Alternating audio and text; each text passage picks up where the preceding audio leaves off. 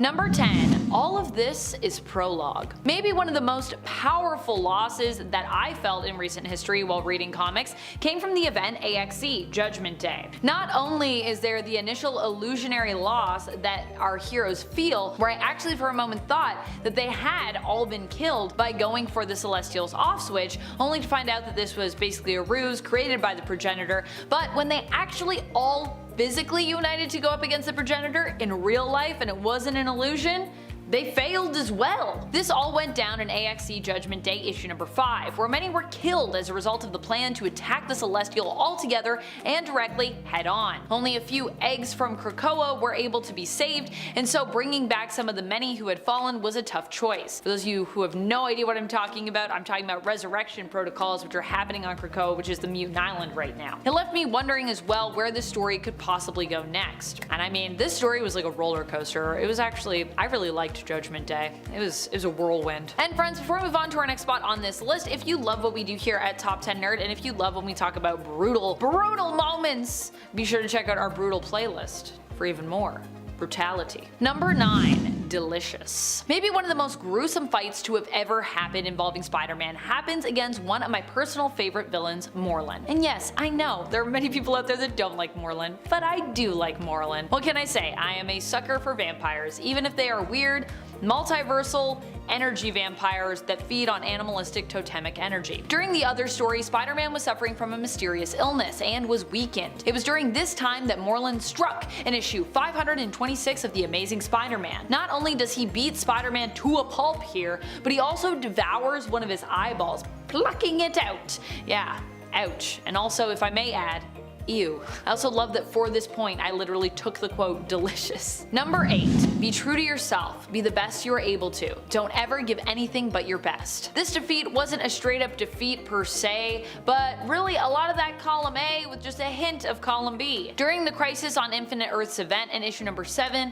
of the Events miniseries, Kara attempts to rescue her cousin Superman from the clutches of the Anti-Monitor. As the Anti-Monitor stands poised to kill him, Kara comes out swinging. Here, Supergirl proved just how fierce she can be and how determined when it came to protecting others. Ultimately, she was defeated and even killed in this fearsome fight, but at least she did succeed in destroying Anti-Monitor's machines here, and with the help of Dr. Light saving Cal. Supergirl sacrificed her life to save her cousin, but her death also served to remind him of his own mortality. Number 7. You'll only be remembered as a madman. Professor X really cannot catch a break. In almost every universe he is in, he dies at some point, and usually pretty terribly. And in the case of the Ultimate Universe, he died by having his neck snapped by Magneto during Ultimatum. But hey, at least he got an on-panel death. Very few were quite so lucky during Ultimatum. Though it does feel weird to call being defeated lucky, but here we are. Xavier's famous last words to Magneto are warning him that he has gone too far, and that regardless of what he thinks he can do, wipe out the entire world as though he were a god,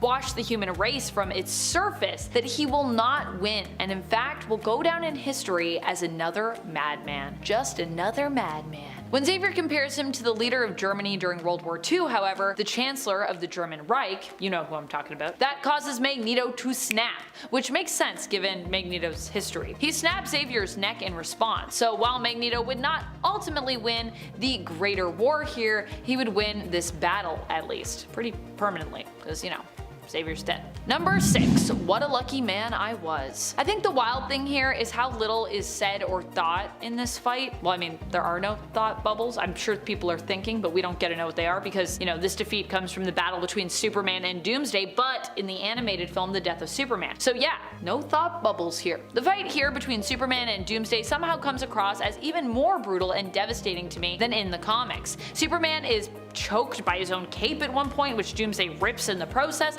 and when Superman is ready to give up, it is Doomsday's direct threat to Lois Lane, who tosses a rock at the brute in the midst of the fight, brave Lois Lane, that inspires Superman to get up one last time. Lois shares that she got Clark's note, and she confesses that she shares his feelings and actually loves him back. Not willing to see the woman he loves die, Superman takes one final swing at Doomsday and manages to break his neck, twisting his head all the way around, killing him. However, this final punch also seals Superman's fate, using his last bit of strength before he too perishes. In the comments on part 1, someone actually talked about how Superman's death here while fighting and defeating Doomsday in any of the versions of this story could be seen as a victory because he did accomplish what he set out to do. And while I agree with that sentiment, because yeah, Superman does defeat Doomsday, Doomsday also robs Metropolis and the world of one of its most powerful heroes during this fight. And so in that way, Superman is kind of also defeated. I mean, he loses his life. So it's kind of like a two-way defeat when you think about it. It's bittersweet, which to me sums up what a brutal defeat is. It's something that is often hard to watch and something that comes with usually a pretty high cost. Number 5. Yeah, I always get up. Man, when it comes to tragic Spider-Man deaths, for a guy that seems to always survive just about anything, we sure have a lot of those. And Into the Spider-Verse, there are multiple Spider-Men and women, Spider-Folks as I like to say, and the reality of Miles Morales, he is Spider-Man, but even in his reality, there was a Peter Parker who was the original Spider-Man. Tragically, almost as soon as Miles gets to know him and he sees that Miles also has spider-like abilities, he's gone, leaving Miles without a mentor until he meets the alternate reality Peter B. Parker. Peter dies while trying to stop Kingpin's plot to open up portals to other dimensions, in the hopes of reviving the family that he lost. After passing on a USB key, or a goober, as it is called by Peter B, to Miles to use it to stop the collider, Kingpin and Prowler confront Spider-Man, and when Peter warns Kingpin that his plan will both destroy the world and ultimately fail in the process, or I mean at least destroy New York here, Kingpin loses his cool, slamming his fists into an already exhausted Spider-Man's chest, killing him. Number 4. This is going to hurt you a lot more than it does me. Famous words that come from Joker before he brutally attacks Jason Todd with a crowbar. This all went down in the Batman story A Death in the Family. Fans at the time were able to vote on whether or not Jason Todd would live or die. After the brutal attack on his life in issue 427 that ends with an explosion going off which buries Jason's body in rubble, in issue number 428 we'd get our answer to that fateful question. And ultimately it would be established that Jason had, in fact, died. Although much later on we learned this wasn't quite true when he seemingly returned from the dead years later as the antagonistic anti-hero Red Hood. Number 3. You losing your cool, Brucey? This is probably one of the most brutal in terms of the devastation that was physically wrought here. For this point we're talking about Wolverine versus Hulk, but in the Ultimate Universe. And you know it's going to be brutal because it's the Ultimate Universe. Wolverine was tasked with hunting down Hulk for Fury, but when he finally does find Hulk, Hulk remarks on how he really doesn't want to be found, also proving that, you know, he doesn't really need to be disturbed because he's actually calm, he's intelligent now, and at that time of no danger really to anyone. At least not in that moment. So long as they don't, of course, goad him into getting angry, of course, which, you guessed it, Wolverine purposefully does here. In response, Hulk and Wolverine begin to fight, and eventually Hulk rips Wolverine in half. And once Wolverine manages to climb a mountain to recover his legs, his lower half of his body, Hulk then threatens to eat one of Logan's legs. Ultimate Universe, why you like this? Fortunately, this pretty brutal defeat of Wolverine is interrupted by She-Hulk, who in this universe is actually Betty Ross. Number 2. What's 17 more years? While "Think, Mark" became one of the most famous and memeable lines from this superhero defeat and animated series, I would say in general, one of the most brutal moments in this fight happens when Omni-Man suggests that he could basically just destroy Mark, literally kill him with his own hands, and you know, just make another child if he has to. Asking rhetorically, what's 17 more years? For him as a Viltrumite, his lifespan is of course much longer than a human, so to him 17 years is basically nothing, a very short span of time. However, reducing his emotional connection that has been built up with his son over 17 years to something so seemingly meaningless, as though none of it really meant anything, makes the beating that Mark takes here just even more brutal. Granted, in the greater scheme of things, we know it isn't this simple for Omni-Man, who it is revealed does love his son and is unable to actually swing the killing blow, probably because of that. So, number 1. It was a nice piece of work, Kingpin. You shouldn't have signed it. It doesn't get more awful than this defeat right here. This one happened as a greater part of the famous Daredevil story Born Again. In issue number 227 of Daredevil, we are told the story titled appropriately Apocalypse. And indeed, if you are Matt Murdock, it would certainly feel like the apocalypse. Here, Kingpin finds out Daredevil's secret identity and uses it not to simply kill him, but instead to destroy his entire life. First, he comes for his law practice, making it seem as though Matt bribed a witness in a case. But he doesn't stop there. He comes after his finances, his sanity, and even blows up his apartment, and in the process destroys his costume. However, while DD is left feeling pretty defeated by that point of the whole thing when his apartment goes boom at the end of this issue, he at least now has a name to pin this all on, seeing it all as the work of none other than Kingpin. So that's a plus, I would say. At least he has like a vendetta now. Keep him going. Number 10, Just His Bones and a Beautiful Memory. This one chokes me up every time. It's not only physically brutal, but emotionally brutal. Like so many superhero defeats that stick with me truly seem to be. In this case, it is Superman himself who is defeated by his friend and ally Wonder Woman. This all goes down in the story from outside of the main continuity, Wonder Woman Dead Earth. In this comic, Diana awakens in a post-apocalyptic world, where she seems to have forgotten what happened to the planet. There was a great war, and following it a great fire, and it is in issue 3 that she actually finds out the truth about what happened to this now dead Earth, and her involvement in that. What happened was the Great Fire, and the Great Fire was her. In the past, in Dead Earth, the Amazons attacked humankind, and while Diana attempted to lead peace talks between both sides, this ultimately fails, and then the humans decide to basically nuke Themyscira. Diana's full power is unleashed when her bracelets are removed, but it's not enough to stop the nuclear strike against her home. In the end, her mom, her sisters, her entire world are all destroyed and lost to her. Superman rushes to help, but also arrives too late after prioritizing his own parents, who also were victims of a nuclear attack in Smallville.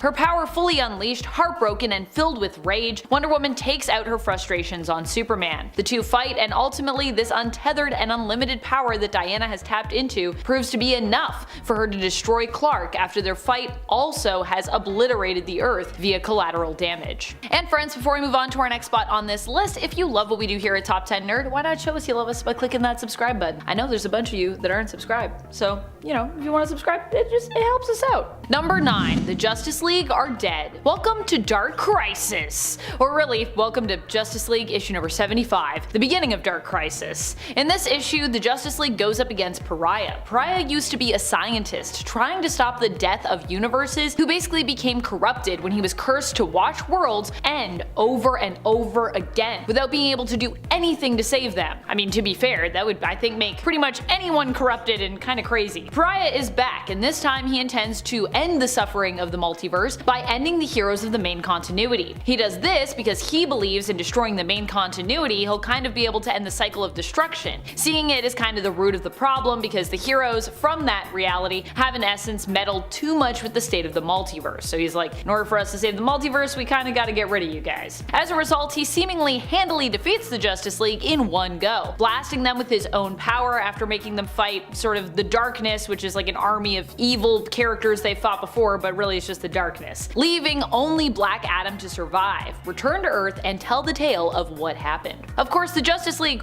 would return because, this is comics, we gotta come back around to it. But still, this issue and their initial fate here was pretty wild. Number 8, and that will be the end of the X-Men forever! What can I say?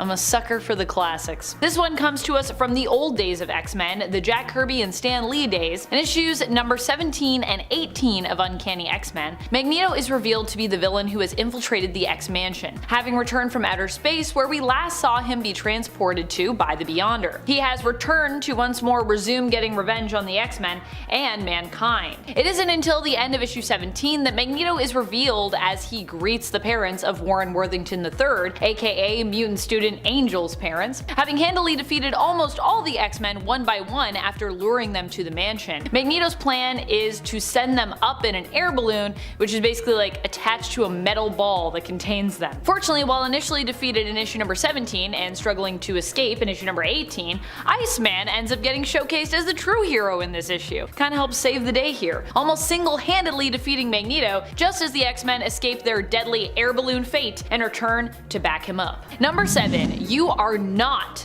my father. Probably one of the most emotional fights, especially when we consider that at the time we had a lot of complex emotions about, well, at least one of these people, happens between Professor Charles Xavier and his star pupil Scott Summers, aka Cyclops. I'll let you guess about who he had complex feelings about. This one went down during the events of Avengers vs. X-Men. It happens at a tense time in the history of the X-Men, not just because they were up against and at conflict with the Avengers as a result of a debate about what to do with the incoming Phoenix Force, but because of the revelations that had happened in recent years in regards to Charles's more shady practices, like not telling his students that the danger room they were training in had actually itself become a sentient AI mutant who was in essence kind of being oppressed by the headmaster of the Xavier Institute, for example. In the end, Charles attempted to talk down Scott, who at this point had the full power of the Phoenix Force, or he takes the full power of the Phoenix Force during this fight, and uses it at his fingertips. Basically, he was also being corrupted by that. Himself filled with a bunch of complex feelings at the time in regards to Charles, Cyclops ends up refusing his once mentor's help,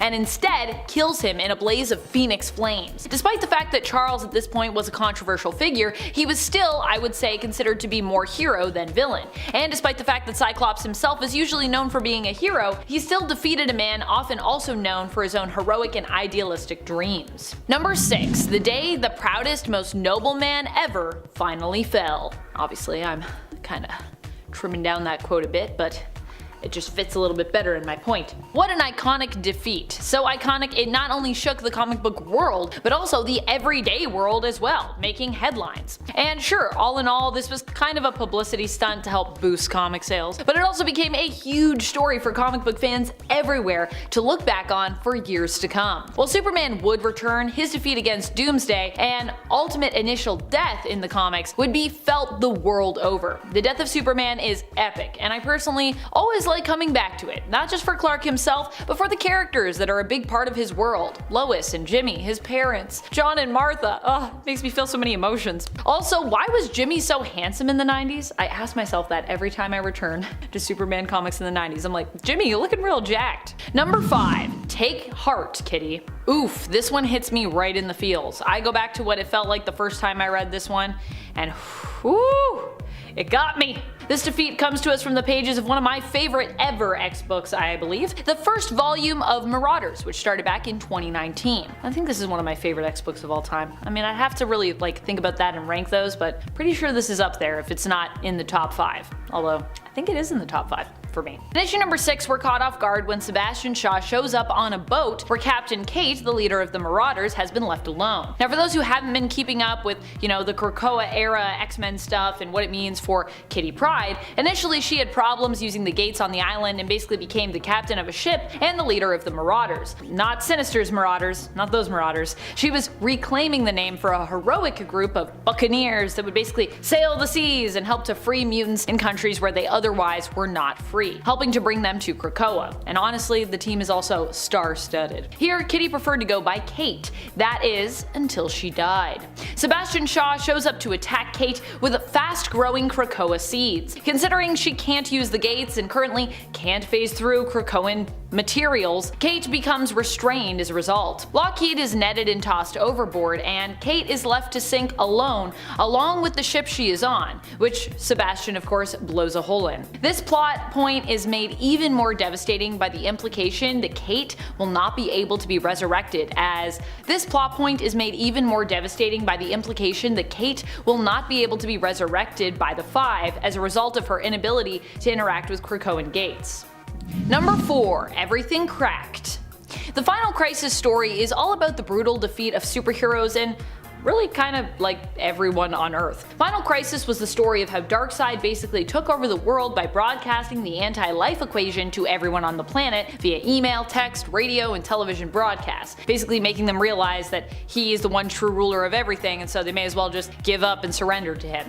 It was brutal, devastating, and honestly affected pretty much everybody in the comics. Eventually the heroes would manage to rise up and take back the planet, but for a while there, it was really bleak. Things got so bad that they even caused Batman to break his one rule against using guns in order to take on Darkseid. And this event started with the death of Martian Manhunter as well. rough. Number 3, the one true enemy of the great Charles Xavier. Oh boy, we are going to the Ultimate Universe for this one, so you know it's gonna be brutal, right? This comes from the Ultimate X-Men series. Here, Sinister, who looks super different in this universe, so if you're like, wait a minute, who's that? That's Sinister? Yeah, it is. He infiltrates the X-Mansion and manages to sneak up on Charles Xavier himself, despite his immense telepathic powers. Xavier here is no match for Sinister, who takes him out of the security room he was in, where he was seemingly surveying his students. When Charles asks Sinister where he's taking him, Sinister responds that he's escorting Xavier to his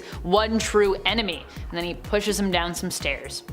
It's completely awful, really. Xavier isn't the only one who gets brutally and honestly insultingly messed up by Sinister in this issue. Angel also in this fight goes from being intimidating in one panel to basically mentally manipulated into choking himself against his will in another panel. So yeah, which I mean, I don't know. I kind of expect something like that for Angel, but Xavier? It's not fair. It's not very, that's terrible. Number 2, instead I will simply break you. Possibly one of the most powerful moments I've ever read in Batman comics. This epic issue that was an integral part of the Nightfall story is a whirlwind of a fight. And not only that, but overseen by a powerful inner monologue from Batman about all the wounds he has taken to get to this point, that truly highlights the struggles that really sum up this character, who against all odds always comes out on top, right? Not this time. In issue number 497 of Batman, this was the moment that Bruce fell in his fight against Bane. Bane came to finish him, but rather than kill Batman, decided to simply leave him broken, breaking his back over his knee in that massive and iconic splash panel. Number 1, but I saved you. I did it. This one made me cry all over again as I sat at my desk and reflected on it, revisiting it again. Oh boy, okay. So here we're talking about the death of Spider-Man, which honestly happened more than once in the Ultimate comic book line and universe, but I do think that this is my favorite death.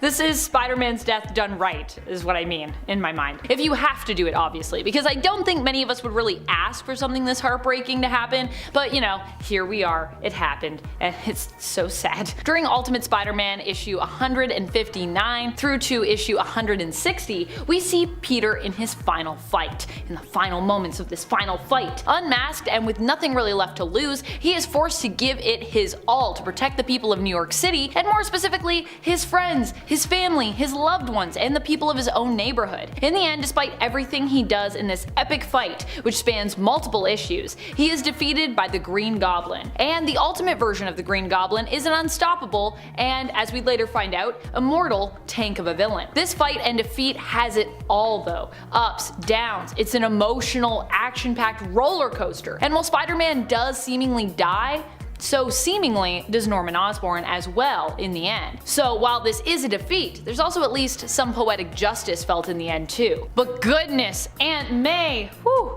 Boy do I feel for Aunt May here, oh, it's so awful. Number 10, Invincible vs. Conquest. Goodness. Invincible has a slew of fights that are extremely brutal and brilliant. I mean, their brutality is a huge part of what makes them so brilliant. This is a series that knows and understands the importance of creating stakes, both physical and emotional ones, for its characters. While I considered talking about the fight between Mark and his dad Omni-Man on the first part of this list, or honestly any of the other amazing fights that happen in Invincible to be honest, as I said there are so many, I would like to specifically thank Vaughn Soso for suggesting this one. This is the fight that happens between Conquest and Invincible. When Conquest first arrives on Earth and demands that Invincible take responsibility as the Viltrumite liaison stationed there to basically get the planet ready for conquering. Mark at this point has just gone through hell and back and basically blames himself for all of the terrible things that have happened on Earth recently. So he's not really in a great mood and is filled with anger, resentment, and sadness for all that he's lost, and decides to take on Conquest. Overall, honestly not a great move, which Mark learns once he finds out just how powerful Conquest is. Probably one of the toughest enemies he's ever faced at this point,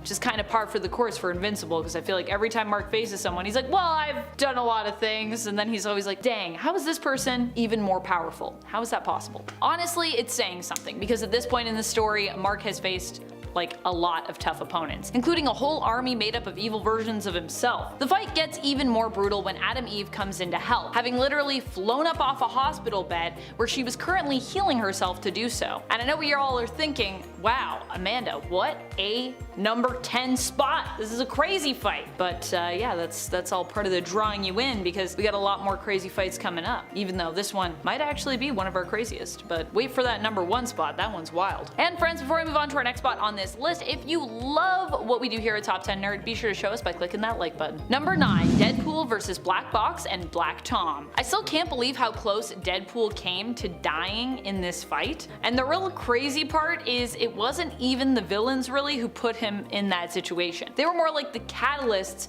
for him putting himself in danger as he fought against them both. This one comes to us from Daniel Way's run on Deadpool, which happened back in 2008. Here at one point Deadpool becomes cured of his mutation. With his healing factor gone, he is turned back into handsome Wade Wilson, but at the same time a big target is of course placed on his head when those he has royally pissed off in the past basically realize he's now very killable. Two people who end up coming for him are the villains Black Box and Black Tom, and to fight their fire, Deadpool decides to use some of his own fire, using literal fire, using a lighter and basically gasoline to create his own flamethrower. However, while he wins the fight, or while he survives the fight at least, I would call it a win for Deadpool here, he ends up pretty badly injured after setting himself on fire during it. He gets a little too excited with that sort of gas station flamethrower he made, and also you shouldn't do that at a gas station, as we learned in that comic. Number 8, Superboy-Prime versus the Darkest Knight. This one is brutal in a way that pulls at my heartstrings. This fight happens in the comic Dark Knight's Death Metal: The Secret Origins. While the fight itself is pretty short, the emotional and character building implications for it are powerful. The emotional stakes here are high.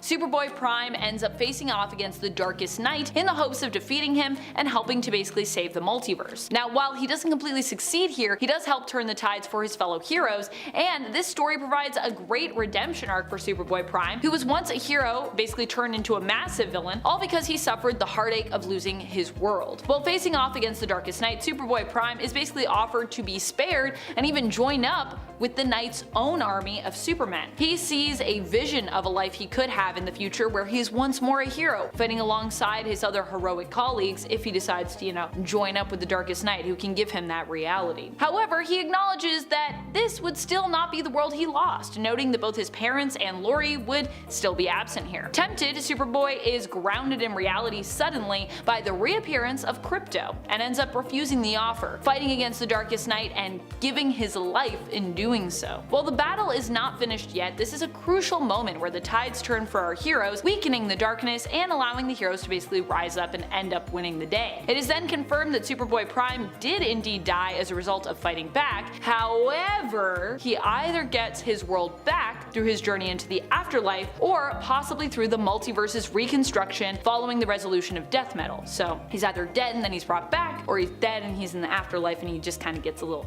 happy ending in the afterlife. Number 7, Dazzler versus Techmaster. One of the most brutal things you can do to a character, we all know, is not to just throw them brutally across a room into a wall, but literally throw them so forcefully that it looks like they were simply drawn sideways in a fight. Like someone took that figure and rotated it, which is what happens in this comic. And I was like, wow, that's bad. Look at Dazzler go, she's literally like this. That's what happened to Dazzler when she faced off against Techmaster. Well, Techmaster is very much, I would say, a lesser known villain, having only appeared in about a handful of issues during his time in the comics. This fight still personally had me on the edge of my seat. Honestly, a lot of classic stories have me on the edge of my seat. I just feel like the suspense just feels so heightened. While Dazzler usually pulls out all her bells and whistles in a fight, in this one she has her special portable radio made by Reed Richards, Mr. Fantastic of the Fantastic Four, destroyed, and ultimately it comes down to basically kind of like fisticuffs as Dazzler fights desperately for survival here. She does win and even almost causes the death of her opponent as he tumbles backwards and falls over a railing. However, her manager, Harry Osgood, manages to rush in at the last minute and save the villain from certain doom, and with his life saved, Techmaster basically decides to make peace with both his rival Harry and with Harry's talent, Alison Blair. So, all kind of works out in the end.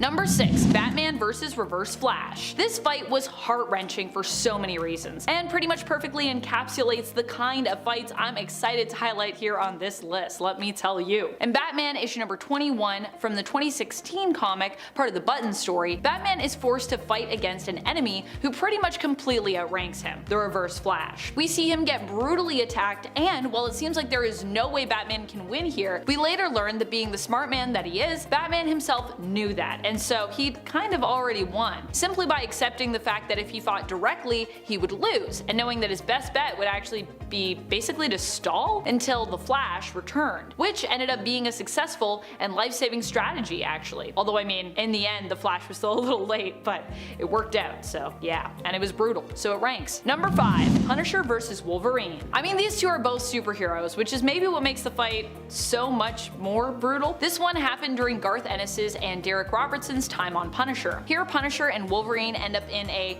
kind of a reluctant team-up, or a team-up gone wrong I would say, when Wolverine questions Punisher's methods here. As a result, to prevent Wolverine from hunting him down, or at least to kind of like slow Wolverine down because, you know, it's pretty unkillable, Punisher resorts to all kinds of brutal tactics, including shooting Wolverine point blank in the face with a shotgun, allowing him to have his limbs basically sawed off, attacking him below the belt, and steamrolling him. Literally he got steamrolled. He got a steamroller and he ran Wolverine over. Boy. Wolverine of course survives all this mistreatment, but it's still a brutal read, and it's brutal in like a lot of ways to me. Definitely a brutal fight. Number 4. Batman vs. the Joker. During the events of Endgame, no, not the Marvel Endgame, the comic story from Batman Endgame, Joker and Batman essentially end up trying to straight up murder one another, or at least from a reader standpoint, that's basically what it seems like. Well, Joker at this point boasts of a healing factor that he claims he received hundreds of years before due to him being like basically this ancient being, far more ancient than Batman could have ever imagined. It's revealed through the course of their fight that, you know, this is probably not true, as Batman ends up successfully nullifying Joker's abilities in a way that reveals he only recently probably stumbled upon these powers and is definitely not as old as he claims and is just trying to mess with Batman, which honestly is the Joker way. Number 3. Conan vs. Kulan Gath. Just when you think Conan is going to take this one, the script gets flipped on you. This fight comes to us from Savage Avengers issue number 25, so good. Here, Kulan Gath faces off against Conan, who has come back to battle this fiend with the help of Kang. So you would think with the impressive arsenal Kang has at his fingertips that Conan would have this, right? Well, this is Kulan Gath, probably at his most powerful. He is the ruler of the world here, and even though Conan manages to maim him, he's not able to defeat him in hand to sorcery combat in this issue. Though of course there is a greater plan at work here which ends up balancing the scales in Conan's favor in the end, but during this issue we don't really get to see that. Instead we focus on this bloody and gruesome battle fought with magic, energy weapons, armor, swords, symbiotes, and sharp fingernails.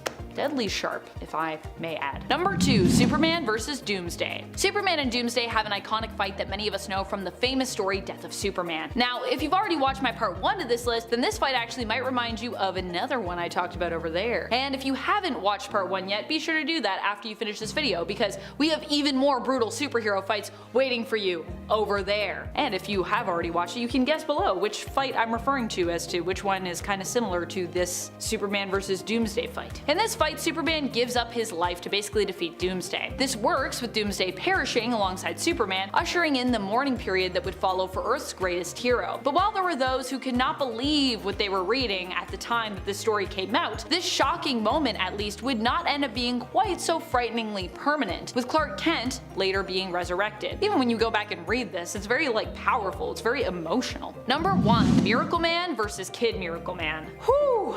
This is a brutal one. Thanks to Michael Lavender for suggesting this one in the comments. I honestly do not think of Miracleman often enough in my day-to-day. When I'm talking about comics, the Miracleman is something that exists sort of near the back of my mind. So thank you so much for suggesting this one, because now I get to talk about Miracleman, which is just a great time. Talk about a character and a story and a fight. Rather, this one is honestly more of a massacre by the end. Less of a fight, more of just a brutal massacre. It's true that this is probably one of the most brutal superhero fights in all of comics history, I would say. And I'm actually like sad that I didn't include this on my part 1, but you know what? It doesn't have to be the most brutal, it just had to be some brutal fights, so it's still good. And now we can come back to it over here and I can give it a top spot. We're going back to issue number 15 of Miracleman to talk about this one from the 80s, although it was also reprinted in 2014, so if you see it looking a little bit more modern here, it might just be because we used that art in this video instead, which is actually also from Toddleben, so it's same artist, just they also redid it. And I would still say that I think this story has some of the most captivating and gruesome artwork I've ever seen in a comic, courtesy of Toddleben himself. In this tragic tale, Miracleman is forced to fight against his former sidekick, Kid Miracleman, who is now all grown up. Well, at least his Kid Miracleman form is. Having lived in this form for years, he aged and also became insane. After transforming back into his human form of Johnny Bates initially, after years of being Kid Miracleman, who was now an adult and was basically crazed with power, he was traumatized to learn of all the horrible things that he had done in that form. So he was put into an orphanage with the hopes that, you know, being around other kids his age might help him to like drown out the voice of Kid Miracleman that still plagued his mind and was kind of living in there. However, after being tormented by the other kids and suffering from SA, Johnny ended up saying the magical name of Miracleman, transforming back into Kid Miracleman and unleashing him on the world. Thousands, like 40,000 people were killed in the massacre that ensued after this transformation, and in the end, Miracleman got lucky when Kid Miracleman was forced to say the magical word once more to escape the pain of the injuries he'd suffered in battle. Also, this battle, I should admit, took like pretty much everyone to even just get him to turn back, so that's wild. Knowing that there was likely no way to save Johnny from his evil alter ego, and therefore no way to prevent this kind of awful massacre from happening again, potentially in the future, Miracleman was then forced to offer Johnny a sense of comfort, holding Johnny's head before he like basically crushes it in his hand. I have trauma just from reliving the story and rereading it. Number 10. Batman. Batman is perhaps the poster boy for miserable superheroes. When he was a child, he of course saw his parents die in front of him, causing him to vow to protect Gotham City from crime as Batman. Batman has witnessed many tragedies during his time in the cowl and has had his fair share of horrible things happen to him, such as losing one of his sons, Jason, as well as his father figure and faithful butler, Alfred. He has also had to deal with several horrible injuries, such as being repeatedly shot and stabbed, and having his back broken. He also got left at the altar on his wedding day, which was not great for his mental health, I'm sure. Despite being a character who is very much defined by what he has lost, he has probably gained more over the years. He has a massive family of both biological and adopted children, and has an extensive collection of allies and friends. On top of this, most of the things that he has lost have come back to him over the years. He lost Jason Todd, but he returned to life. The same thing happened when he lost Damian Wayne or Stephanie Brown. Out of all the major losses, the only ones that have stuck are his parents and Alfred. And let's face it, Alfred coming back is only a matter of time. Batman's life is better than he lets on.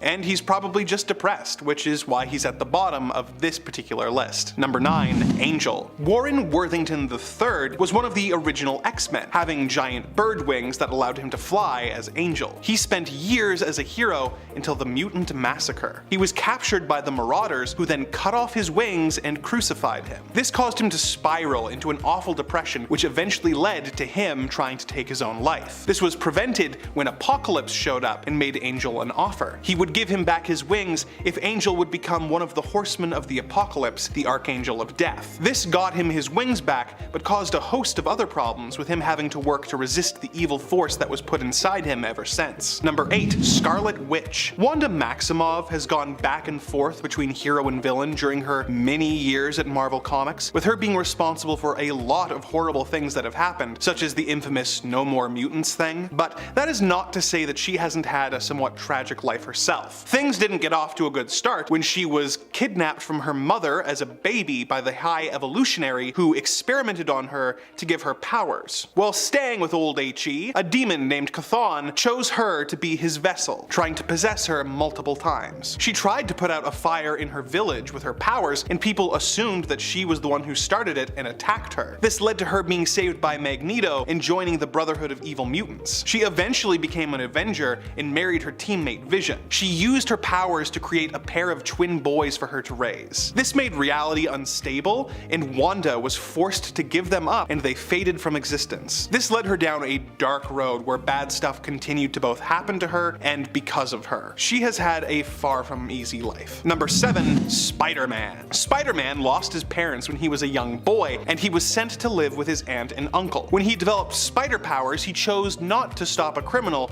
who went on to kill his Uncle Ben, and as a result, he became a superhero with a guilt complex named Spider-Man. Spider-Man has certainly had his fair share of losses with his parents, his uncle, and his first great love, Gwen Stacy, who got thrown off a bridge and died from whiplash when Peter tried to catch her with a web line. He's had some major wins as well though, having dated some of the most absurdly attractive women in comics and getting married to his perfect partner, Mary Jane Watson. Although, this was undone in a deal with a demon in order to save Peter's Aunt May. Since then, it's been a downward spiral, with Marvel editorial seemingly being unwilling for Peter to grow as a person. They let him and Mary Jane become pregnant, but then made the child a miscarriage at the last minute. They undid his marriage, they made him the head of a big company which he then lost. He became a teacher but was fired. It seems like any time he's about to move into a new era, something happens that makes him single, broke, and taking pictures of himself for the Bugle for money. He has a less intense series of losses than a lot of the others on this list, but it's just a constant stream of pain and anguish for the poor guy. Sometimes to the point that it doesn't even make sense. He recently broke up with Mary Jane, and 6 months later, she's with some guy named Paul, and some kids are calling her mommy. Spider-Man is known for having a rough life, but Marvel needs to let him be happy for a bit, just for something different. Number 6. Daredevil. Daredevil is another character who almost notoriously can't seem to catch a break. When he was a child, Matt Murdock was in an accident that caused a radioactive isotope to get in his eyes, blinding him. It also gave him heightened senses and amazing abilities, but life wasn't through with him yet. His father was a boxer who refused to throw a fight, for which he was killed, leaving Matt with no family to speak of. He became Daredevil as well as a lawyer, but it has been far from an easy gig. One of his loves, Elektra, was killed by the villain Bullseye. As if that wasn't bad enough, Bullseye would later end the life of Matt's other great love, Karen Page. Speaking of Karen, she was an addict who sold Daredevil's secret identity for a fix, which allowed the Kingpin to systematically destroy Matt's life. It eventually got back on track, and Elektra eventually returned to life, but Matt has had to deal with his secret identity getting leaked constantly, getting possessed by a demon that made him murder people, being sent to prison multiple times, and having an almost constant tension with the people who care about him. On top of all of that, he has massive Catholic guilt, which just makes everyone feel worse. Number 5. Martian Manhunter.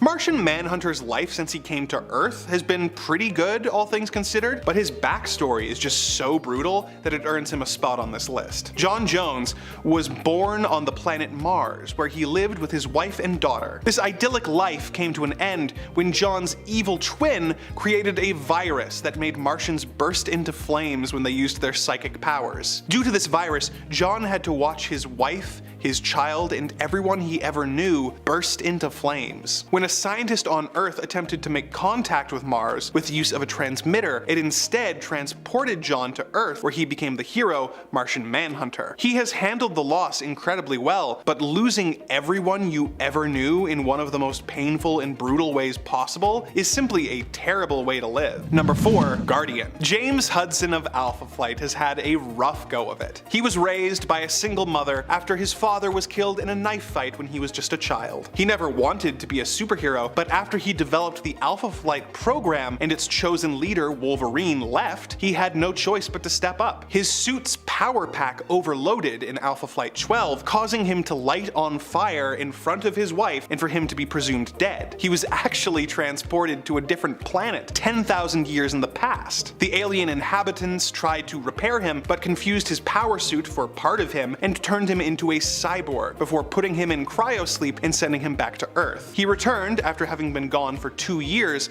and was reunited with his wife. Less than 10 issues later, he was forced to sacrifice his life in order to fight Galactus and was considered dead again. He was actually found and captured by the evil Master and brainwashed into becoming a villain against his old team. He overcame this and was finally free to live his life, until he discovered an evil plan from the government and his suit was sabotaged to send him to deep space, making everyone think he was dead again. The government made a younger clone of him that began dating his wife until Hudson came back, only to discover that his wife had broken up with his clone and was now dating his teammate Puck. The clone later died and he was able to win Heather back, and the two had a child. But on the day she was born, a rogue government employee who wanted Heather for himself shot James out of the sky, causing him to break every bone in his body and almost die again. Wolverine gave him a transfusion that helped to heal him, and he was free to live his life until him, his wife, and his team were killed by the Collective, leaving his daughter to be raised by distant relatives. He and Heather came back to life, but their dangerous lifestyle caused the courts to refuse them custody. Heather was brainwashed by the Master into being a villain,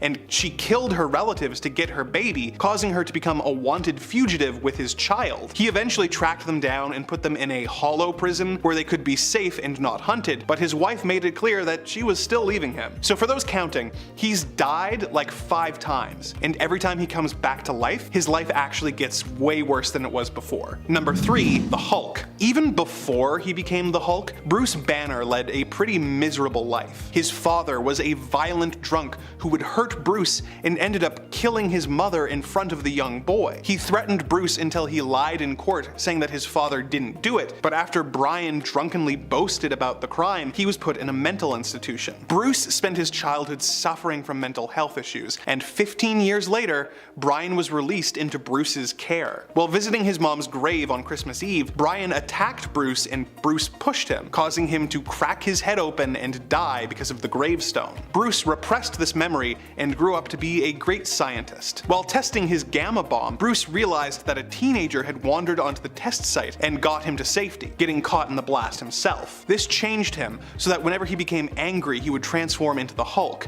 a giant green rage monster. He has spent much of his life since then constantly on the run and being hunted like an animal by the US military. Even when he manages to be a hero for a while, it's never long before someone decides he's too dangerous and needs to be taken out. Bruce lives a life on the run with nothing of his own, not even the clothes on his back, which he loses when he transforms. He has managed to develop a support system like his wife and Rick Jones, but between the multiple personalities and the constant battle with supervillains, he has led a pretty rough life. Number 2, Deadpool. Wade Wilson was a Canadian who moved from Canada and joined the Special Forces in the US, and later became a CIA until he fell in love with the mutant Vanessa Carlyle. Things were good for a while until he developed 34 inoperable cancerous tumors. He left Vanessa and returned home to die. He was recruited into the infamous Weapon X program and given a healing factor which caused the cancer cells to multiply, leaving him hideously disfigured. He was sent to a facility for hospice where the villain Ajax tortured him until Wade escaped and became a mercenary again. He was driven insane from all of this and became the Deadpool we all know and love today. Although he can heal from any injury, Wade is constantly put through the ringer, being given some of the worst physical damage and torture that anyone could endure. He has trouble getting other heroes to respect him or treat him well, and had to give up his daughter because he felt that being around her would only put her in danger. He has a good heart, but there are few superheroes who have endured the amount of pain Deadpool has. Well, except of course, number 1, Wolverine. Wolverine was originally James Howlett, a Canadian living in the late 1800s. When he was a young boy, his groundskeeper killed his father and tried to kidnap his mother. His mutation manifested at this moment, with him popping bone claws, which he used to kill the attacker. Turned out, the groundskeeper was his real father, and his mother sent him away before taking her own life with a shotgun.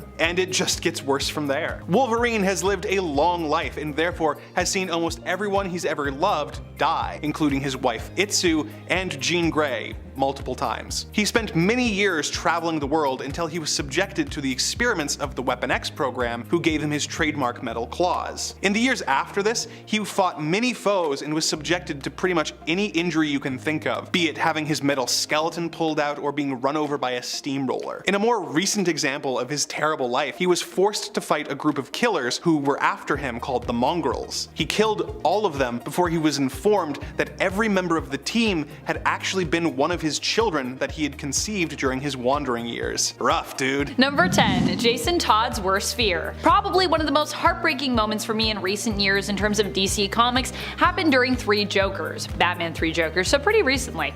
I'm still not really sure why people don't like this comic. I thought the story by Jeff Johns and artist Jason Fabok was well worth the multi-year wait myself. It was suspenseful, it was mysterious, and it was just stunning. And honestly, every time I go back to it, I find something new that I like about it. Sure, the middle act in issue number 2 lagged a bit, but otherwise this comic to me was pretty flawless, other than a few minor plot hole issues in my opinion. Also the raccoon.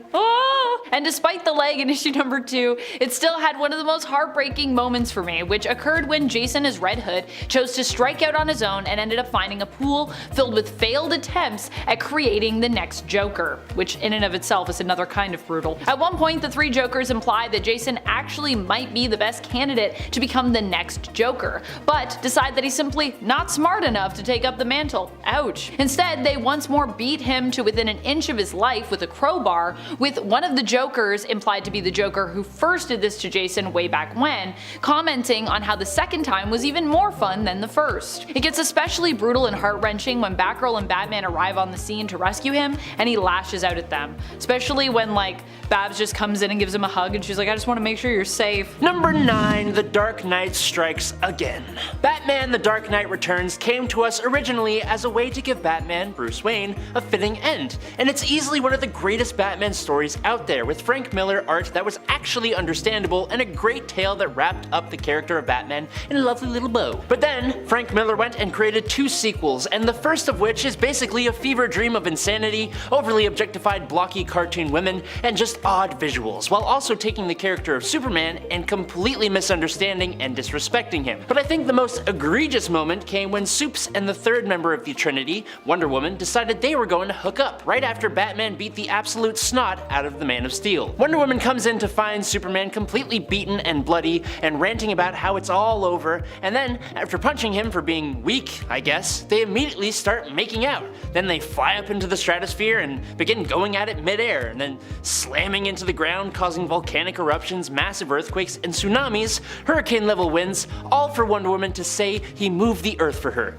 Wow, so poetic. And then she exclaims she is pregnant now, and they decide to get a bite to eat, but they sure are heroic. And friends, before we move on to our next spot on this list, if you love what we do here, why not show us you love us by clicking that subscribe button? Helps us out, helps you to stay in the know, it's a win-win. Click the subscribe button! Do it! God!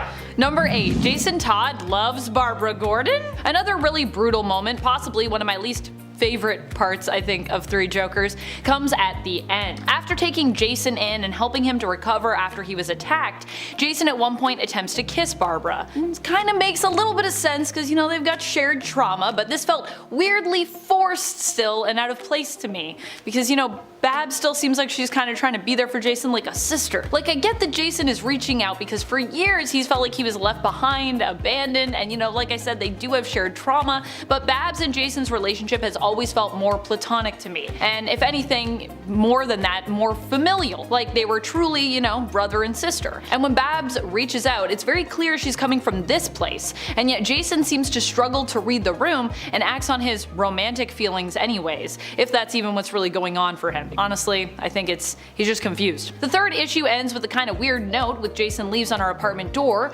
and that ends up falling off and then being swept away by the building's janitor, which is especially weird and kind of cringe because it seems to imply, like that whole sequence of shots, that if Babs found it, things may have been different between them. Other than Barbara having to once more reaffirm her boundaries with Jason, I don't see how it could have ended otherwise. What a strange romance subplot that I never expected nor ever really wanted. But hey, there it is. Number 7. Jericho vs. Vigilante. Okay, so I did talk about this one for brutal villain defeats, but I had no idea this moment happened before, so if we're talking about brutal DC moments we never saw coming, this one for sure hits the mark for me. Joey Wilson, aka Jericho, is the son of the infamous assassin Deathstroke the Destroyer, but despite that fact, Jericho made almost every effort to be a hero, and he was one. He was even a member of the Teen Titans, Titans, the team that consistently stands against his own dad. Now Jericho has the ability, granted to him by the same method that granted his dad his abilities, to transfer his consciousness into the body of another using eye contact and take control of them, effectively possessing them. And it was pretty powerful. He could control some pretty strong beings. Unfortunately, every time he did this, a small shred of the individual psyche remained in his head. At first, it was nothing that he couldn't deal with, just one or two psyches, but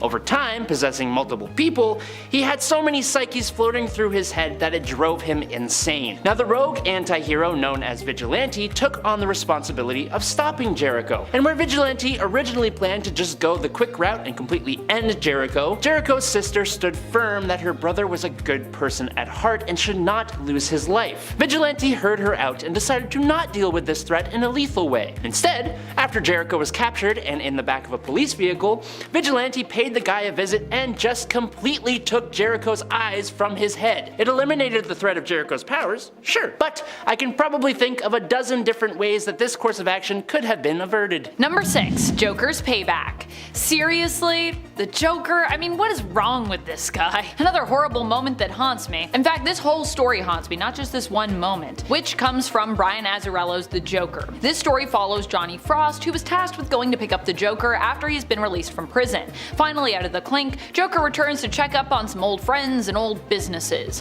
One of his first stops is a bar and business where Harley Quinn has been dancing while he was away. Not appreciating that Harley has gotten involved in this kind of business, Joker decides to take it out on the man running the establishment by skinning him alive, much to Frost's horror.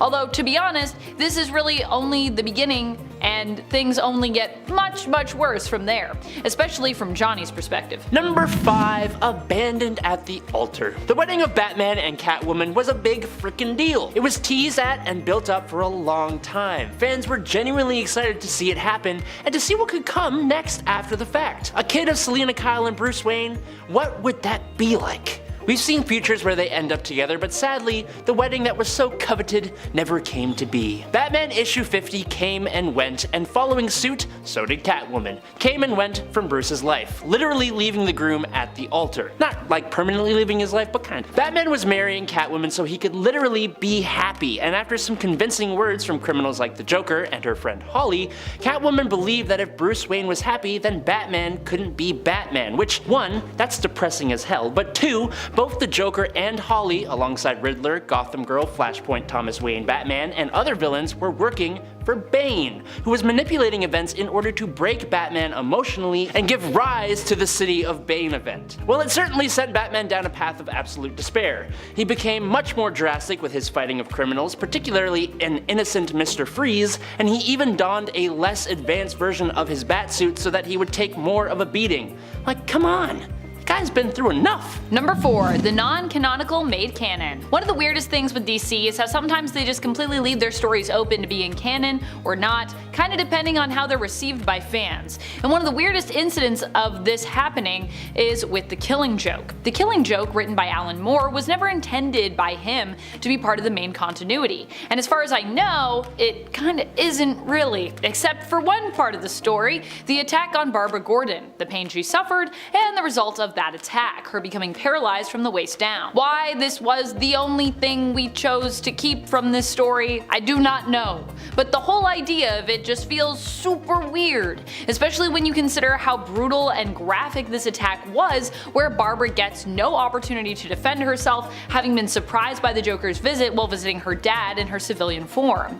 This element of the story would change Barbara's life forever, and although I do like Babs as Oracle, and I feel like we're able to actually at least turn it into something good, it feels like she was kind of robbed of, some agency here, especially when you consider the story was never really intended to be incorporated into the canon, and it also still kinda wasn't. Number 3. Maxwell Lord and Ted Cord. I made a rhyme. I think we can all agree that it's incredibly rare to see a mainline superhero taken out of the picture, and if it does happen, it's usually in a huge blaze of glory, or an incredibly tragic moment, or after a long momentous battle with cancer in the case of Marvel's Marvel. So when When Ted Kord was erased from existence thanks to a bullet from a barrel at the hands of Maxwell Lord in the Countdown to Infinite Crisis, it kinda sucked. After following Ted the whole book as he struggles for anyone in the Justice League to take him seriously, while he's correctly on the trail of Maxwell and learning of all his misuse of both the Justice League's files, Batman's Brother Eye satellite, and the OMAX, you'd expect Kord to come out surviving, having a cathartic moment where he finally gets the League's respect or to make a dent in Lord's plans, but instead he gets snuffed out like a tea light candle that never even begun to make the wax melt. It's abrupt, brutal, and it made me legitimately very sad to read it. Number 2. Face Off. One of the most brutal moments that still haunts me to this day, of course, involves the Joker. Because of course he's one of the most twisted and often brutal characters that we have over at DC, I would say. This one comes to us from around the time of Death of the Family. In this story, Joker ended up removing his face in order to reinvent himself. Needless to say, this didn't last forever, but it was a terrifying time, and honestly, I'm not sure how Joker lived after doing this, considering that I'm pretty sure he would have been opening himself up to all kinds of nasty infections. Despite removing his face, Joker would later recover and somehow reapply said face, despite the fact that the face was not well stored in between, cause comics, I guess. Ugh. Number 1.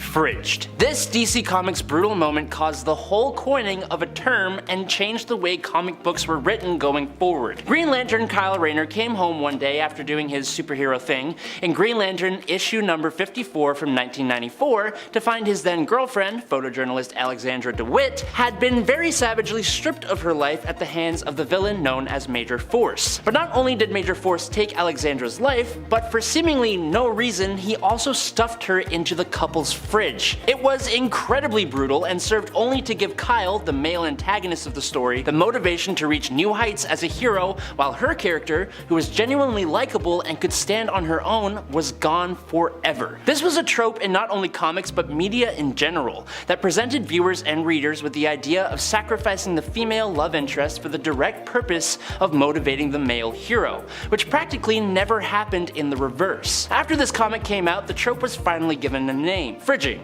or women in refrigerators, and it changed the way female characters were written in comics for the most part.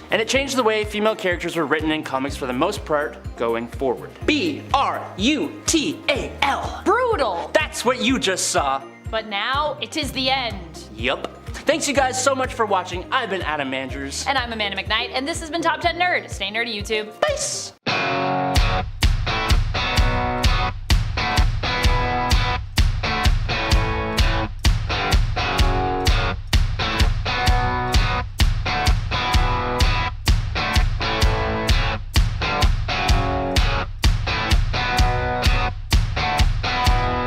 Number 10. Wolverine loses his skeleton. During 1993's Fatal Attractions crossover event, the X-Men once again had to go up against their old rival, Magneto. The X-Men got the upper hand in this conflict by using the combined psychic powers of Jean Grey and Professor X to cause Magneto to relive all of his worst memories in order to distract him, which is already pretty brutal when you consider that Magneto was a prisoner in German death camps in World War II. Wolverine attacks Magneto and gets a good scratch in, which leads the Master of Magnetism to do one of the most disturbing things imaginable to the fuzzy Canadian. He pulls out Wolverine's metal skeleton, leaving him a twisted heap of adamantium as the X-Men can only look on in horror. It's a brutal moment, but it doesn't really fit the never saw it coming side of this. I mean, he's a guy with metal bones fighting a guy named Magneto. If anything, I'm surprised this doesn't happen more often. Number 9. Sentry vs. Ares. When Norman Osborn set his sights on conquering Asgard, he tricked the god of war Ares into helping him do it. As the battle raged on, Ares discovered that he had been tricked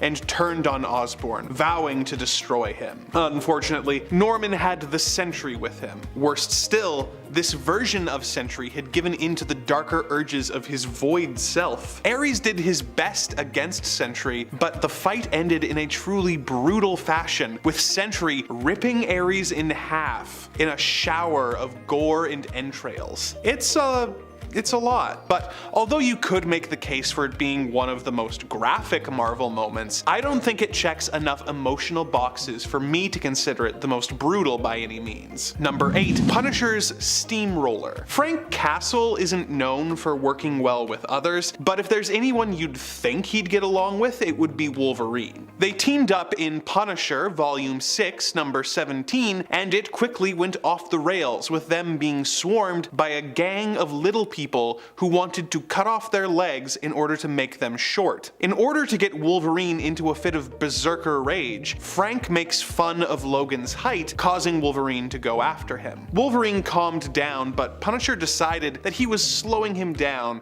and blasted Wolvie's legs apart. After taking care of the gang of little people, Frank decides that the best way to keep Wolverine from coming after him is to run him over with a steamroller. Wolverine will obviously heal, so it doesn't have long-term consequences, but it's still a pretty rough move on Frank's part. Number 7. Alpha Flight vs. Michael Pointer. During the events of M-Day, a mutant named Michael Pointer was taken over by an evil being called the Collective, who used him to destroy an Alaskan town. S.H.I.E.L.D. sent in a couple fighter jets to keep an eye on the situation, but they were promptly destroyed and the Collective made his way into Canada. Now, keep in mind, this is a list of brutal moments for me. So imagine my excitement reading an Avengers issue where my favorite superhero team, Alpha Flight, shows up to try and reason with the villain. Now imagine my horror when the S.H.I.E.L.D. agent's command center suddenly loses contact and the next thing I saw was the entire team's twisted and mangled corpses. These guys had their own 130 issue series for years, so it's not like they're just nobodies, and now they were suddenly just dead. Now I get that not many people like the team as much as I do, so for perspective, imagine if your favorite team was the Fantastic Four, and they were horribly mutilated off-panel. Oh, poor Guardian. That's like the 5th time he's died. I think that what makes this such a brutal moment for me, beyond my personal attachment to the characters, is that it is so quick and off-panel, leaving us to imagine what horrible things were done to leave such a terrified-looking gory mess of Canada's super team. Number 6. Rick Jones's fate worse than death. Immortal Hulk is a cosmic horror series with plenty of brutal moments, with characters constantly getting eviscerated and transformed into creatures that are pure nightmare fuel. You could make the case for Banner, Absorbing Man, or any of the Hulks earning this spot, but no one quite got as brutal a fate as Hulk's old friend Rick Jones. When the Shadow Base wanted to go after the Hulk, they combined the deceased Rick's body with that of the Abomination, causing Rick to transform into a bizarre and terrifying creature with 2 of Rick's faces and hands growing out of his head, which would vomit acid at the Hulk while Rick begged for help. He was eventually removed from this abomination, but a few issues later, he was once again fused with a gamma mutate, this time Del Fry, leaving Rick a twisted co-joined mess with Rick's screaming head being the arm of a glowing green skeleton creature. Number 5. Carnage USA. One of Spider-Man's most brutal and sadistic villains is Carnage. He is a serial murderer named Cletus Cassidy, who bonded with a symbiote and became an even more dangerous and twisted villain. He has had a lot of brutal moments over the years, such as his actions in Maximum Carnage and Deadpool vs. Carnage, but my preference is for the miniseries Carnage USA. In this story, Carnage goes to a small town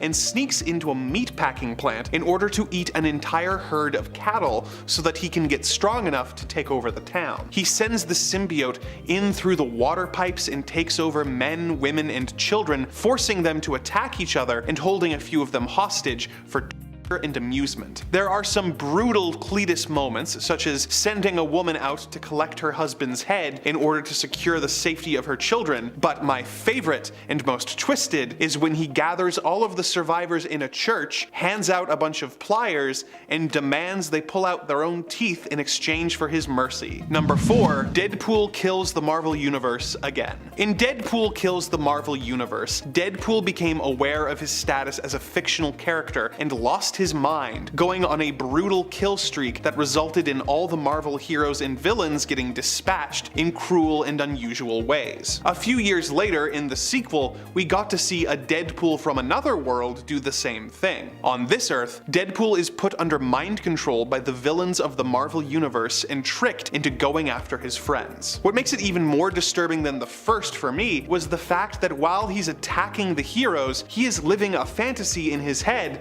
that makes him think that he is going on lighthearted adventures with his friends. This is especially true of his encounter with Spider-Man while bonded with the Venom symbiote. In his mind, Deadpool and Spidey are entered into a pie-eating contest against the Blob in order to win money for charity. In reality, he's actually feasting on Spider-Man's brains. It's more brutal due to the lack of agency he's given in his story and the devastating consequences that it holds. Number 3, the Ultimatum Wave. The Marvel Ultimate Universe was a wild ride. It gave us Miles Morales as well as the romance between Scarlet Witch and Quicksilver, so it makes sense that they would also give us some of the most bizarre and extreme Marvel stories. In Ultimatum, Magneto has been driven mad at the loss of his children and decides that rather than destroying humanity to make the world safe for mutants, he's just gonna kill everyone. He uses a Doomsday device and his powers to shift the world off of its axis, causing natural disasters all over the globe. Much of Europe, including all of Latveria, is frozen under a layer of ice, and New York is hit by a massive tidal wave. Millions of people all over the world die in the attack, including Nightcrawler and Hank McCoy. Magneto then sends out more of his minions to destroy the heroes, causing the brutal deaths of several more heroes,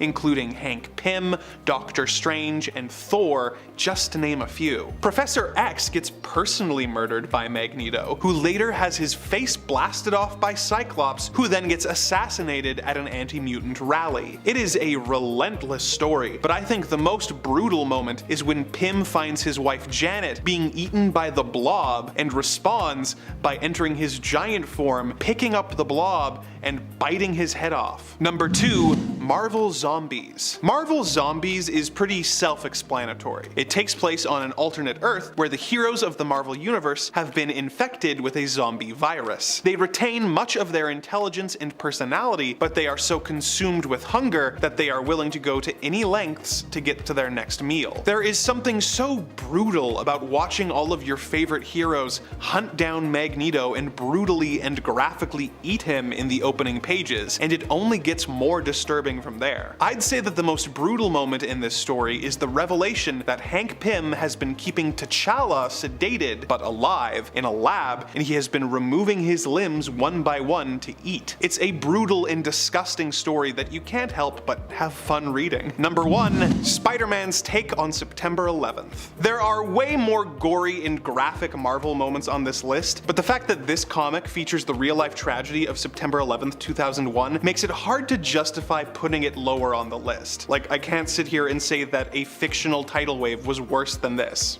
Anyways, this issue of Amazing Spider-Man was released a month after the tragedy and opens with Spider-Man surveying the devastation as civilians ask him why he didn't stop the attack. The book is kind of a mixed bag with the benefit of hindsight, with devastating moments like a little boy lost in the rubble looking for his dad, but also features moments like Dr. Doom crying at the sight of the devastation, as if he hasn't tried to do this exact same thing multiple times. I have mixed feelings about whether this book should have been made so soon after the real-life events, but wherever you land, it's hard not to describe the events depicted as pretty brutal. And at number 10, Organic Webs. Tobey Maguire's iteration of Spider-Man was extremely accurate to the comic source material, but one of the few differences between the two was his version of Spider-Man's web shooters. For most of Spider-Man's nearly 60 years of existence in comic books and various adaptations, the superhero used a pair of wrist-mounted shooters that shoot a synthetic web-like fluid. While most Spider-Man adaptations retain the iconic mechanical web shooters, Sam Raimi's Spider-Man trilogy opted to give its version of Peter Parker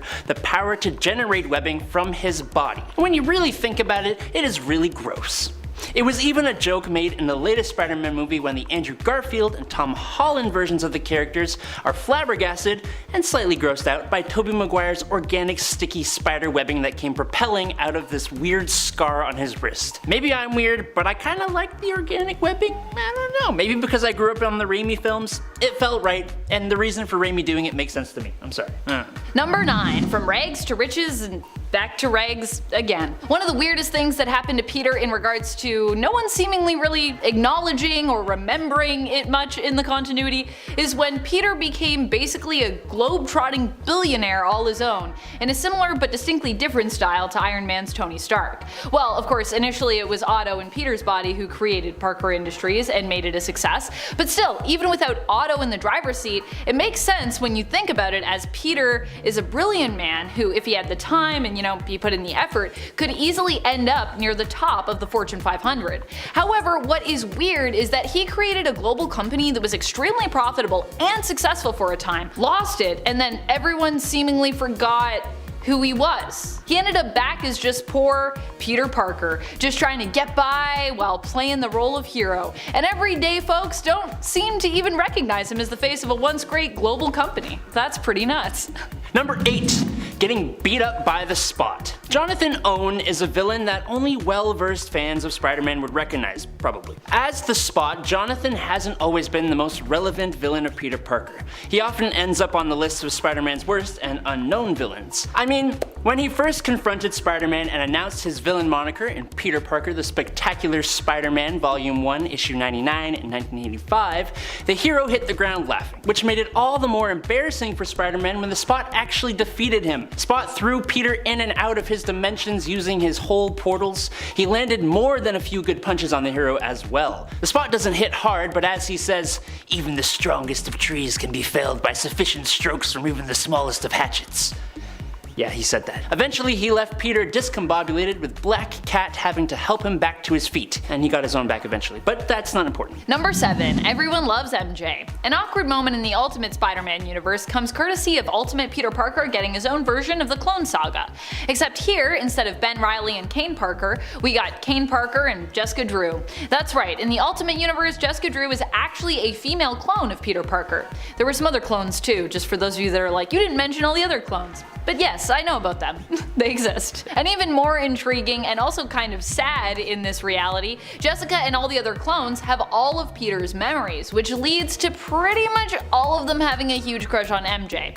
Jessica included. Although in an even stranger twist, despite also being in love with Mary Jane, or seemingly being in love with Mary Jane, instead of Jessica ending up as a lesbian in this portrayal of her character as a result of sharing Peter's memories and feelings, it is implied that she actually ends up dating Johnny Storm, albeit possibly briefly. Although I think that also could say something about the potential for the close relationship that Johnny and Peter have in the comics, so maybe that's what that's about. Number 6. Spider-Man and Silk getting busy on the ceiling. Cindy Moon, first revealed in the Amazing Spider-Man number 1 from 2014, was a girl who on the same day was also bitten by the exact same spider that gave Peter Parker his powers. Now fast forward to the 4th issue of that comic and Peter learns of her existence and the place she was being kept safe. He releases her and joins her as she goes off into the world.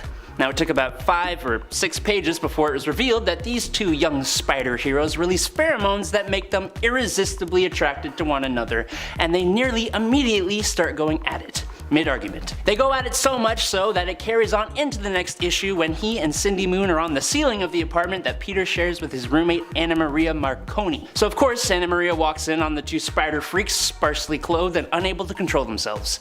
Not an ideal situation. Number 5. Aunt May forgets to knock. Speaking on people walking in on people.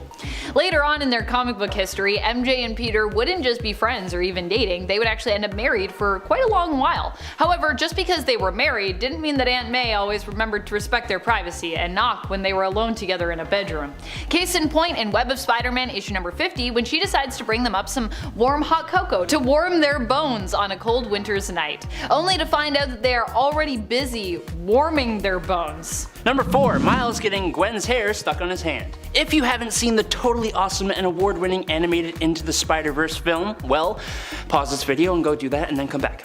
But if you have, then you surely remember the scene not too long after Miles Morales discovers he has powers and winds up in an extremely embarrassing situation with Gwen Stacy, his crush. You see, Miles' uncle told him to try this totally slick move on his crush where he puts his hand on her shoulder and be like, "Hey." Which, I don't know where you go after you say the "hey" thing. It kind of feels like terrible advice, and I think it was because Miles just did it in the middle of a conversation and made it really bad. But then, thanks to his new powers, when he goes to remove his hand, he accidentally gets stuck to her hair. The next 30 seconds sees him accidentally pull her in close, get stuck to her textbook, spin around, blame it on puberty, and then get catapulted by her, all in front of other students. She ends up getting half her hair buzzed off, which, hey, it's an experience neither of them will forget. Maybe when they're married they'll laugh about it, I don't know, maybe not. Number 3, Spider-Man loses control. One of the most awkward moments in terms of just what went down has to be when Spider-Man accidentally hits MJ when she's trying to get between Peter and his clone Ben Reilly to stop them from fighting one another. Oddly enough, I was remembering a thing where this also appeared. Even though this moment was very different in terms of what caused it to happen, a very similar incident also is incorporated into the original Sam Raimi Spider-Man film franchise. In this case, MJ tries to stop Peter from beating up on a bouncer at the nightclub that she works at. In the comics, Peter and Ben both go to run some tests to figure out who is the clone and who is the original between them, when Peter learns that Ben is supposedly the original, and he freaks out. He begins wailing on Ben, and Mary Jane breaks free to attempt to break up the fight, calling out to her husband, "Stop it, Peter, for the love of God! Stop, you're killing him!"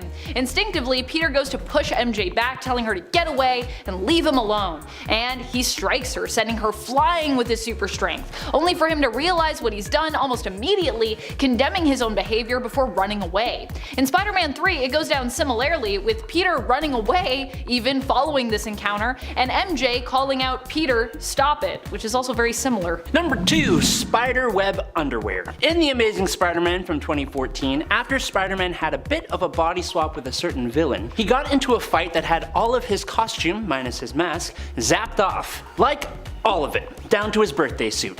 As a quick solution to the problem, Spider-Man decided to use his webbing to cover up his privates as an honestly genius decision. Well, it would have been genius, but see, Peter didn't realize that the villain he mind swapped with actually improved his webbing so it now lasts much longer, which meant Peter now had some permanent underwear for a while. So not only did Spider-Man have a costume consisting of a mask and web undies that was seen all over live television, prompting many characters to laugh at him, and even gave Jessica Drew a clue that this was Peter Parker back in his body again, he also had to explain this whole thing in one long monologue to Captain America of all people. Oh, Peter, you never cease to amaze. Number 1, trapped in Dr. Octopus's mind. At one point in the comics, we get the awesome weirdness that is Superior Spider-Man, which is basically when Otto Octavius, aka Dr. Octopus, takes hold of Spider-Man's body. However, this happens as the result of a body swap, which Peter is tricked into, which means that Peter Parker, aka Spider-Man, has his consciousness end up in the failing body of Otto Octavius, who at that time was dying. While trapped in Otto's mind, Peter ends up reliving some of Otto's memories, namely an extremely intimate and weirdly romantic moment that happened between Otto and Aunt May when the two were engaged to be married. Although they never ended up married, apparently they still sealed the deal, if you know what I mean. Which means that Peter got a front row seat to an intimate interaction that he'd rather have never known happened. And you know, he's in Otto's body in that memory, so